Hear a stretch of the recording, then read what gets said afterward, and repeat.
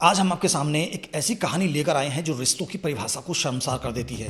एक ऐसी कहानी जहां इश्क की आग में जलती एक औरत ने अपनी ही सास को जहर देकर मौत के घाट उतार दिया। जहां एक भांजे ने अपनी मामी के साथ मिलकर ऐसी साजिश रची जो रूह को कपा देती है। और जहां एक बेटे को जब तक पता चला तब तक उसकी मां की चिता की राख ठंडी हो चुकी थी। उत्तर प्रदेश की राजधानी लखनऊ में एक थाना है काकोरी। उस थाने के अंतर्गत एक गांव है इब्राहिमगंज। और इस छोटे से गांव में एक बड़ी साजिश का पर्दाफाश हुआ जिसने पूरे इलाके को हिलाकर रख दिया। एक बहू ने अपनी सास की रोटी में जहर मिलाकर उन्हें मार डाला। और यह पहली बार नहीं था, उससे पहले चाय में भी जहर मिलाया गया था, लेकिन सास ने उस चाय को टेस्ट खराब होने की वजह से पिया ही नहीं। यह कहानी शुरू होती है जनवरी 2026 से। करण, जो कि मनोज का भांजा था, इराक में काम करता था। मिडिल ईस्ट में जंग की वजह से वह वापस लौट आया, लेकिन लौटा अपनी ननिहाल में, यानी मनोज के घर। परिवार वालों ने उसका स्वागत किया। सब खुश थे क्योंकि एक नजदीकी रिश्तेदार वापस आया था, एक ऐसे देश से जिस देश में जंग का खतरा मंडराने लगा था। लेकिन इसी दौरान करण की नजर पड़ी अपनी मामी शालिनी पर, और शालिनी ने भी उसमें कुछ ऐसा देखा जो उसे अपनी ओर खींचने लगा। शुरुआत में दोनों के बीच बातचीत सामान्य थी, घर परिवार की बातें, रोजमर्रा की बातें, किसी को कोई शक नहीं था। कुछ दिन ननिहाल में रहने के बाद करण वापस अपने घर चला गया, लेकिन धीरे धीरे करण का ननिहाल में आना जाना बढ़ता गया।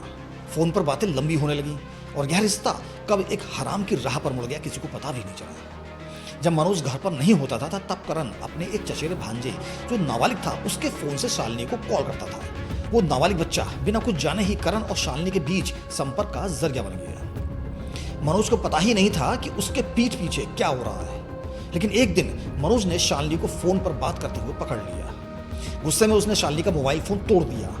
इस बात को लेकर मनोज और शालिनी के बीच घर में लड़ाई झगड़ा शुरू हो गया। लेकिन बात वहीं नहीं रुकी। मनोज से पहले शांति देवी को खटकने लगा था कि शालिनी छुप छुप कर किसी से मोबाइल पर बात करती है। एक माँ की आंखें जो बेटे के घर की हर हलचल देखती हैं, उन्होंने देखा कि करण का आना जाना बढ़ रहा है, शालिनी की हरकतें बदल रही हैं। उन्होंने आपत्ति उठाई, दोनों को मिलने जुलने से रोकने लगी।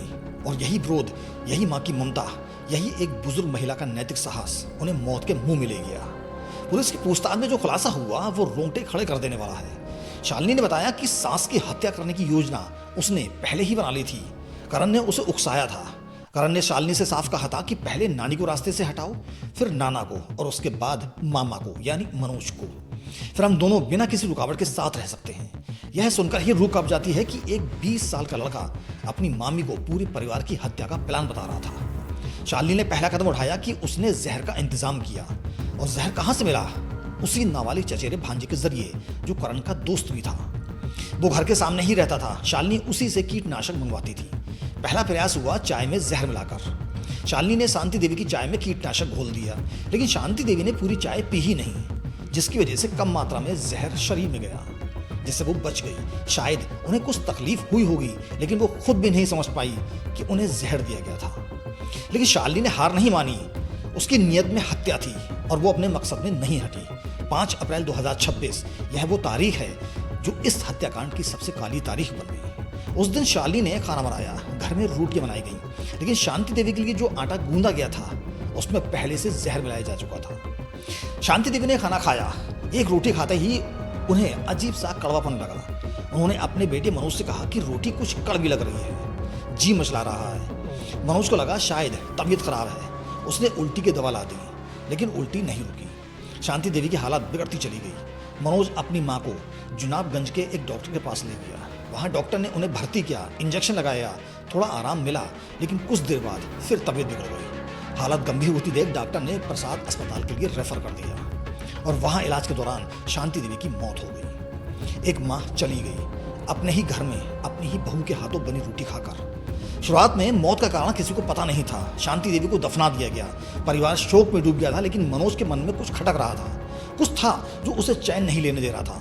माँ की मौत के बाद मनोज के मन में सवाल उठने लगा कि माँ तो ठीक ठाक थी, अचानक रोटी खाने के बाद तबीयत क्यों बिगड़ी? रोटी का कड़वापन, वो शब्द उसके दिमाग से नहीं जा रहे थे। मनोज ने पुलिस में शिकायत दी। संदेह की सुई उसकी पत्नी शालिनी की ओर मुड़ी। पुलिस ने शालिनी से पूछताछ शुरू की। शुरुआत में वह टाल मटोल करती रही, लेकिन जब पुलिस ने सख्ती से पूछताछ की तो वह टूट गई। शालिनी ने कबूल किया कि उसने अपनी सास शांति देवी की रोटी में जहर मिलाया था। उसने माना कि इससे पहले चाय में भी जहर मिला चुकी थी। उसने माना कि यह सब उसने अपने भांजे करण के इश्क में, उसकी उकसाहट में किया। और उसने यह भी कहा कि मैं सबको खत्म करना चाहती थी, सबको यानी सास, ससुर और पति तीनों को, ताकि वो और करण बिना किसी रोक टोक के साथ रह सके। यह सुनते ही मनोज को अपनी जिंदगी का एहसास हुआ कि वो भी इस साजिश में निशाने पर था। उसकी माँ की हत्या हो चुकी थी और अगर साजिश पूरी होती तो वो खुद भी नहीं बचता। पुलिस ने तुरंत कार्रवाई करते हुए शालिनी को गिरफ्तार कर लिया, लेकिन करण वो मौके से फरार हो चुका था। घटना का पता चलते ही करण ने भागना उचित समझा। पुलिस उसकी तलाश में जुट गई है। उसका मोबाइल बंद है, कोई पता नहीं कहाँ गया। पुलिस ने एक बेहद जरूरी कदम उठाया कि शांति देवी के शव को कब्र से निकाला गया और बिस्रा यानी शरीर के भीतरी अंगों के नमूने सुरक्षित किए गए। यह इसलिए जरूरी था ताकि लैब जांच में मौत का असली कारण यानी जहर कानूनी तौर पर साबित हो सके, क्योंकि अदालत में सिर्फ इकबालिया बयान काफी नहीं होता, सबूत चाहिए। फॉरेंसिक रिपोर्ट का इंतजार है, लेकिन पुलिस के अनुसार शालिनी का कबूलनामा और घटनाक्रम सब कुछ स्पष्ट करता है। जहर उपलब्ध कराने में मदद करने वाला वो नाबालिग चचेरा भांजा भी पुलिस के रडार पर है। इस मामले में उसके रोल की भी जांच हो रही है। दोस्तों, यह महज एक हत्या की खबर नहीं है, यह उस सड़ान की कहानी है जो कभी कभी रिश्तों की आड़ में पलती है। एक बहू जिसको अपनी सास को माँ की तरह रखना था, उसने उनकी थाली में मौत परोस दी। एक भांजा जिसे अपनी मामी का सम्मान करना था, उसने उसे ही हत्या के रास्ते पर धकेल दिया। एक पति जो बेखबर था, वो बाल बाल बच गया, क्योंकि साजिश उसकी जान लेती उससे पहले ही उसका खुलासा हो गया। यह भी सोचने वाली बात है कि करण महज 20 साल का है। उसने अपनी एक ऐसी योजना बनाई जिसमें पूरे परिवार को खत्म करने का इरादा था। किसी के मन में इतना अंधेरा कैसे हो सकता है? और शालिनी एक माँ, एक पत्नी, उसने अपने ही घर को बर्बाद करने में एक पल भी नहीं सोचा। रिश्तों का यह कत्ल समाज को सोचने पर मजबूर करता है कि किस रिश्ते पर विश्वास किया जाए। अब जरा सोचिए उस मनोज के बारे में। 28 साल का एक नौजवान, 4 साल पहले ब्याह कर लाई बीवी, एक छोटा बेटा और माँ जो घर की नींव थी।